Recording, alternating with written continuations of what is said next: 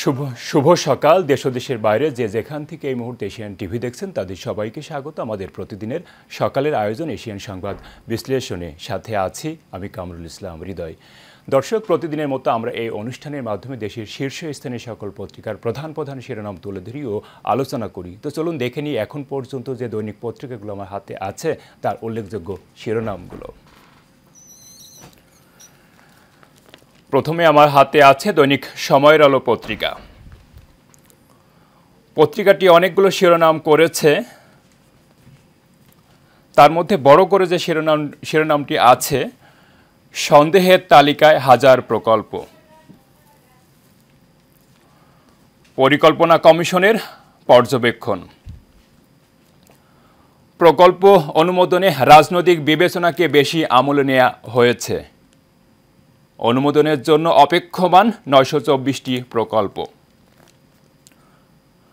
প্রকল্পের প্রাথমিক ব্যয় ৫,৪৬,৭১৯ কোটি টাকা। অনুমোদনের অপেক্ষায় সর্বমোট ১১৭৪টি প্রকল্প। প্রকল্প নেওয়া হতো মন্ত্রী আমলার পছন্দ মতো। এডিপি তৈরির অনেক আগে থেকেই তদবির শুরু হতো। অধিকাংশ তদবির আসতো প্রধানমন্ত্রীর কার্যালয় থেকে। পাশেই আছে সাবেক ডিআইজি সহ ১৪ আসামির বিদেশ যেতে নিষেধাজ্ঞা, এমনটি শিরোনাম করেছে পাশেই। সময়ের আলো একটি ছবি ছাপিয়েছে। লেবানন জুড়ে উদ্বেগ আতঙ্ক নিয়ে। ইসরায়েলের নৃশংস হামলার পর দক্ষিণ লেবাননের আবাসিক এলাকায় ধোঁয়ার কুণ্ডলী। বৈরুতে বিমান হামলায় নিহত ৯। হিজবুল্লাহর ১৫ সদস্যকে হত্যার দাবি ইসরায়েলের।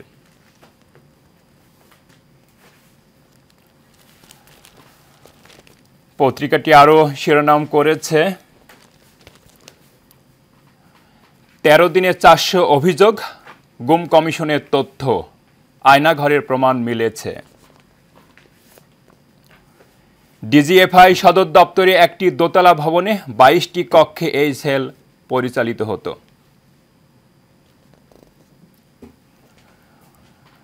পত্রিকাটি বড় করে একটি ছবি ছাপিয়েছে। বৃহস্পতিবার এভাবেই পানি ডিঙিয়ে অর্ধেক ভিজে স্কুলে যায় মতিঝিল স্কুল অ্যান্ড কলেজের শিক্ষার্থীরা। ছবিটি রাজধানী আরামবাগ থেকে তোলা। আশ্বিনে টানা বর্ষণে রাজধানীতে দুর্ভোগ, আরও ২ দিন বৃষ্টি থাকতে পারে এমনটি পূর্বাভাস দিয়েছেন। গাজীপুরে শ্রমিকদের মধ্যে ধাওয়া পাল্টা ধাওয়া, আন্দোলনে যেতে রাজি না হওয়ায় হামলা ভাঙচুর। নিজেই অর্থ পাচার করেন সাবেক বিএফআইও প্রধান। মাসুদের অবৈধ সম্পদের খোঁজে ১১ দেশে চিঠি দিল দুদক। দর্শক, এই ছিল সময়ের আলো পত্রিকার উল্লেখযোগ্য শিরোনাম। এরপর আমার হাতে আছে দৈনিক দেশ রূপান্তর পত্রিকা। পত্রিকাটি অনেকগুলো শিরোনাম করেছে। বড় করে যে শিরোনামটি করেছে দেখা যাচ্ছে, বাজারের আগুন নিভবে কবে। আসলে দ্রব্যমূল্য নিয়ে এমনটি শিরোনাম করেছে দেশ রূপান্তর পত্রিকা। পাশে দেখা যাচ্ছে কলকাতায় শতাধিক আওয়ামী লীগ নেতা। সীমান্তে অপেক্ষমান অনেকে, সরকার পতনের আগে ও পরে গেছেন তারা।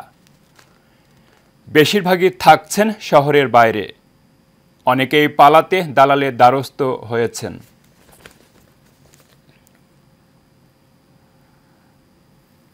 পত্রিকাটি অন্যান্য শিরোনামের মাঝে আরও যে শিরোনাম করেছে, সাইবার নিরাপত্তা আইন বাতিল হচ্ছে। সাইবার নিরাপত্তা আইনের প্রস্তাবিত খসড়া সংশোধনী নিয়ে মতবিনিময় সভায় আইন উপদেষ্টা আসিফ নজরুল ও আলোকচিত্রী শহীদুল আলম একান্তভাবে তারা কথা বলছেন, এমন একটি ছবি দেশ রূপান্তর ছাপিয়েছে। শিক্ষার্থী প্রতিনিধি রেখে ৫ সংস্কার কমিশনের প্রজ্ঞাপন।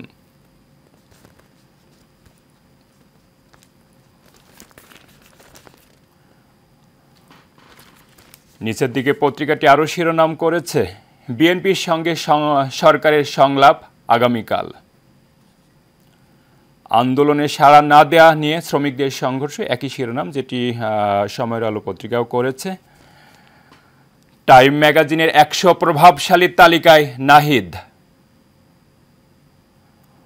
আজ আসছেন মালয়েশিয়ার প্রধানমন্ত্রী।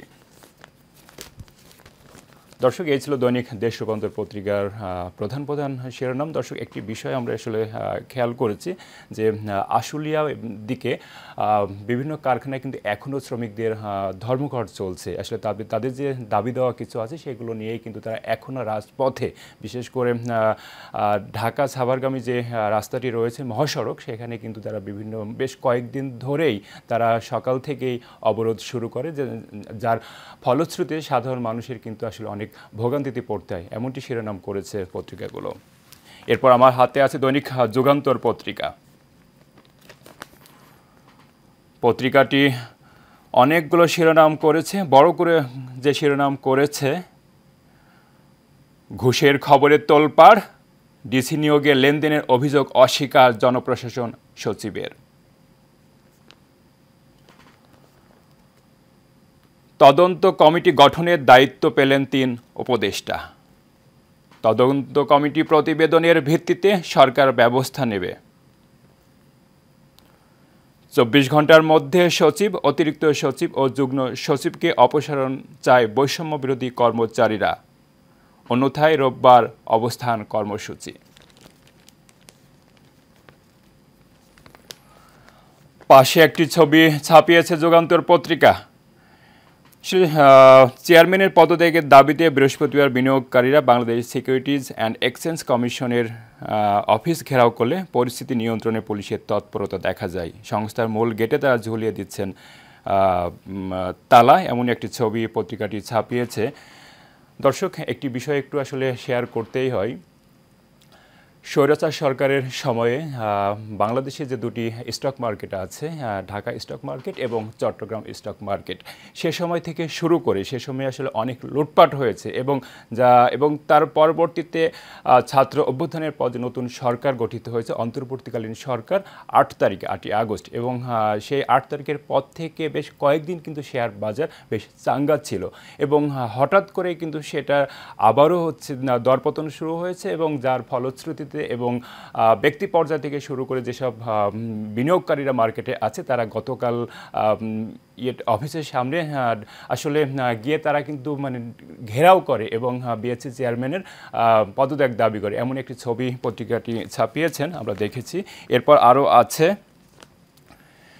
গুম তদন্ত কমিশনের সংবাদ সম্মেলন, আয়নাঘরের প্রমাণ মিলেছে, জমা 400 অভিযোগ। বেক্সিমকো গ্রুপের কারসাজি, রপ্তানির 623 কোটি টাকা পাচার।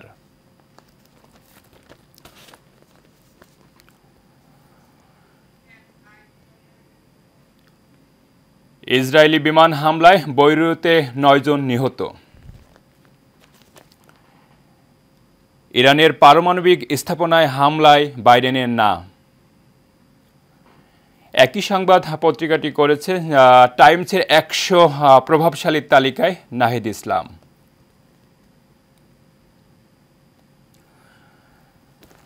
দর্শক, এই ছিল দৈনিক যুগান্তর পত্রিকার প্রধান প্রধান শিরোনাম। আমরা একটি বিষয় কিন্তু দেখেছি দর্শক, সেটি টাইমস পত্রিকা যুক্তরাষ্ট্রের, তারা কিন্তু বিভিন্ন সময় বিভিন্ন বিষয় নিয়ে তারা প্রতিবেদন করে, জরিপ করে থাকে। তো সেই জরিপ এবার যেটি উঠে এসেছে উদীয়মান ব্যক্তির তালিকায়, প্রভাবশালীর তালিকায় বাংলাদেশের যে সমন্বয়ক ছিলেন একসময়, এখন উপদেষ্টা, সে কিন্তু 100 জনের ভিতরে চলে এসেছে, এমনই কিন্তু বিভিন্ন পত্রিকা আসলে শিরোনাম করেছে। আয়নাঘরের প্রমাণ পেল কমিশন, 400 অভিযোগ। 13 কার্য দিবসে গুমের 400 অভিযোগ জমা পড়েছে। অভিযোগ দেওয়ার সময় 10 অক্টোবর পর্যন্ত বাড়ানো হয়েছে। গুম হওয়া প্রিয়জনের ছবি হাতে স্বজনেরা। সম্প্রতি জাতীয় জাদুঘরের নলিনীকান্ত ভট্টাশালী প্রদর্শন গ্যালারিতে এমনই ছবি প্রদর্শন করেছে। দ্রব্যমূল্য কমাতে নজর কম। আওয়ামী লীগ সরকারের আমলে উচ্চ মূল্য মানুষের মধ্যে ক্ষোভ তৈরি করেছিল, তখন সরকার কার্যকর উদ্যোগ না নিলে উদাসীন দেখাতো। আওয়ামী লীগ ভোটে এলে আপত্তি নেই, তবে গণহত্যার বিচার হতে হবে, বিশেষ সাক্ষাৎ করে মির্জা ফখরুল ইসলাম আলমগীর বললেন। একই শিরোনাম, টাইমসের 100 উদীয়মান প্রভাবশালী তালিকায় নাহিদ ইসলাম।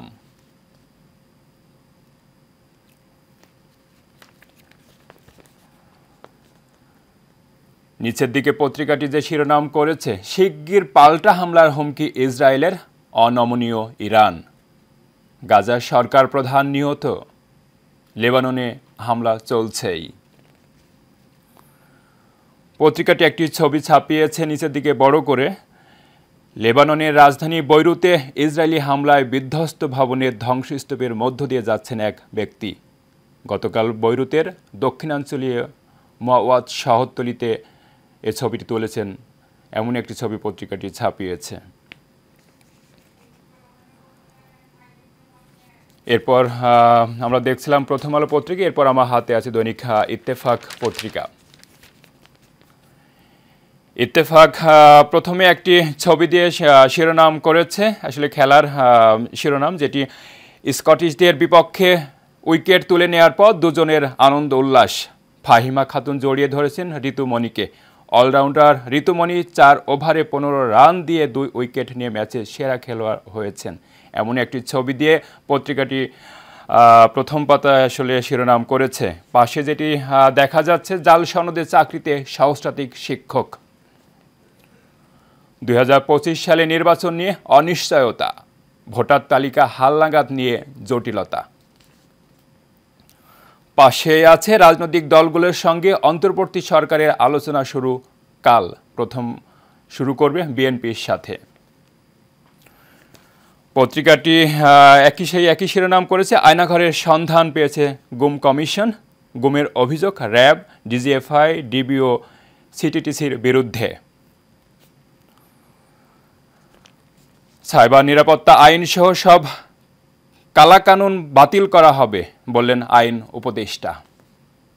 ইত্তেফাক আরও যে শিরোনাম করেছে, সে একই এক ছবি, লেবাননের বৈরুতে যে হামলা হয়েছে, সেখানে হামলার ফলে ধ্বংসস্তূপে পরিণত হওয়া কয়েকটি ভবন, এমনই একটি ছবি পত্রিকাটি ছাপিয়েছে।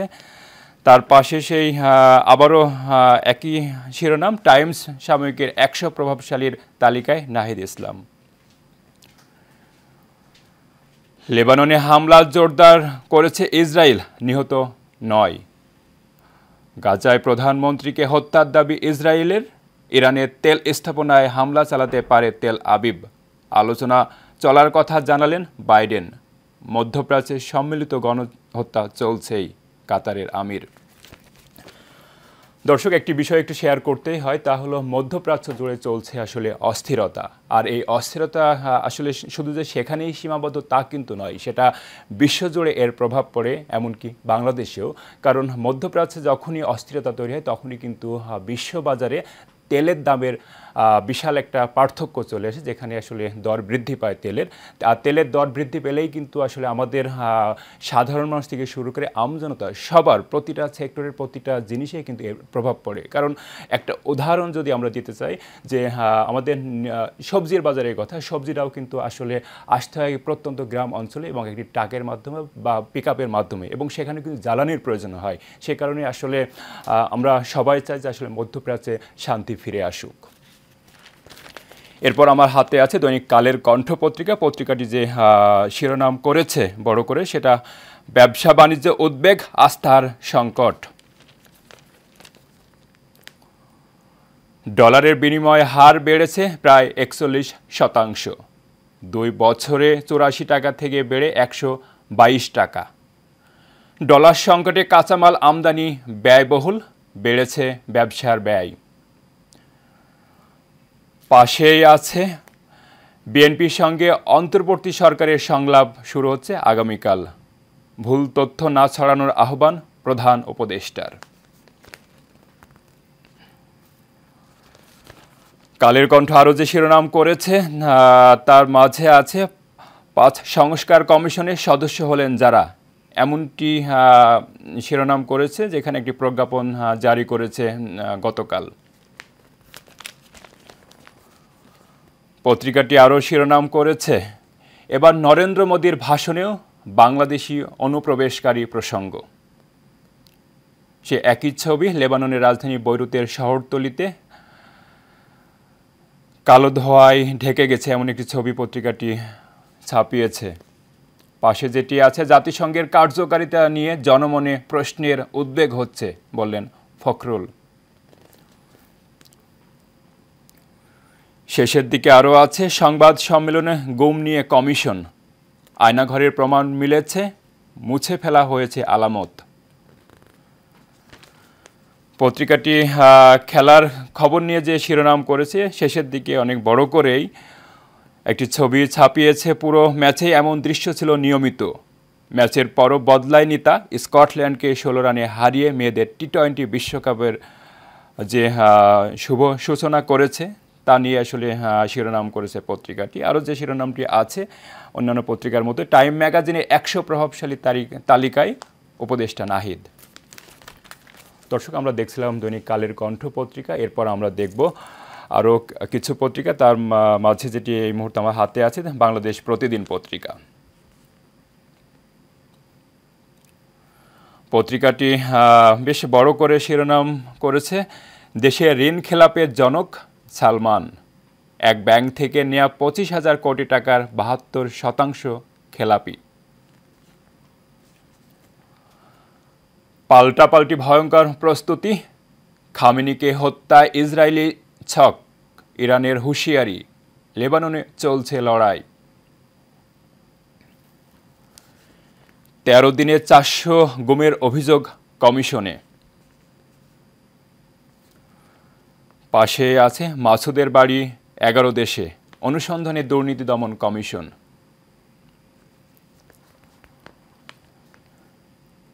দর্শক, বাংলাদেশ প্রতিদিন আসলে সহ অন্যান্য পত্রিকাগুলো যে শিরোনাম করেছে, সেটা আসলে বাংলাদেশ ফিনান্সিয়াল ইউনিট, যেটা BFIU বলা হয়, সেটা আসলে বাংলাদেশ ব্যাংকের একটি মনিটরিং শাখা।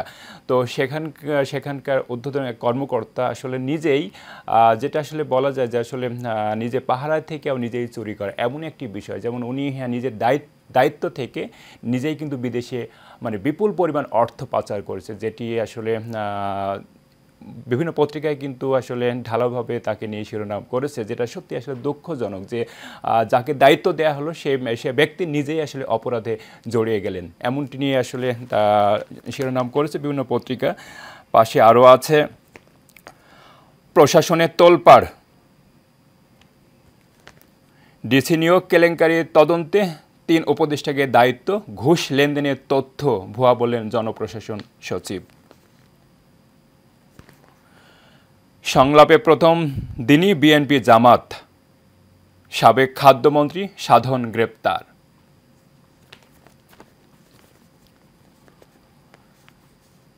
বাতিল হচ্ছে সাইবার নিরাপত্তা আইন, দেশ কালাকানুন মুক্ত করব বললেন আসিফ নজরুল। শেয়ার বাজারে বিনিয়োগকারীদের বিক্ষোভ, সংস্কার কমিশনে শিক্ষার্থী প্রতিনিধি, জয়ে বিশ্বকাপ শুরু মেয়েদের। দর্শক, আমরা দেখছিলাম দেশের শীর্ষস্থানীয় সকল পত্রিকাগুলোর শিরোনাম। দর্শক, আমরা যেটা দেখলাম সেটা বিভিন্ন শিরোনামের মধ্যে প্রায় সকল পত্রিকায় যে শিরোনামগুলো করেছে, সেটা আসলে অন্তর্বর্তীকালীন সরকার কিন্তু আবারও তৃতীয়বারের মতো আগামীকাল থেকে দেশের রাজনৈতিক দলগুলোর সঙ্গে আবারও বৈঠকে বসতে যাচ্ছেন। তাছাড়া আরেকটি যে বিষয় কিন্তু সকল পত্রিকাতে এসেছে, সেটা যুক্তরাষ্ট্রের যে টাইমস পত্রিকা, সেটি তার জরিপে বাংলাদেশের উদীয়মান প্রভাবশালী ব্যক্তি হিসাবে নাহিদ ইসলাম কিন্তু স্থান পেয়েছে, যেটি আর কি বিভিন্ন পত্রিকায় করেছে। পাশাপাশি আরও যে বিষয়টি এসেছে, সেটা হচ্ছে মধ্যপ্রাচ্যে যে অস্থিরতা চলছে সেটি। তো দর্শক, আসলে যেটা আসলে আমরা সবাই ভাবি, সেটা হচ্ছে সবার চিন্তা করি, যেটা আসলে মধ্যপ্রাচ্যের যে বিষয়টি, সেটি কিন্তু আসলে অবসান হওয়া উচিত, এবং অবসান হলেই কিন্তু মধ্যপ্রাচ্য জুড়ে প্লাস আন্তর্জাতিকভাবে এবং প্রতিটা জায়গায় আসলে মানুষ ভালো থাকবে এবং সবাই আমরা সেটা বিশ্বাস করি এবং সেটা আমরা আসলে চাই। দর্শক, আমরা আজকের অনুষ্ঠানের একেবারে শেষ পর্যায়ে আবার দেখা হবে আগামীকাল ঠিক একই সময়। ততক্ষণ ভালো থাকুন, সুস্থ থাকুন, এশিয়ান টিভির সাথেই থাকুন। এতক্ষণ সাথে থাকার জন্য ধন্যবাদ সবাইকে।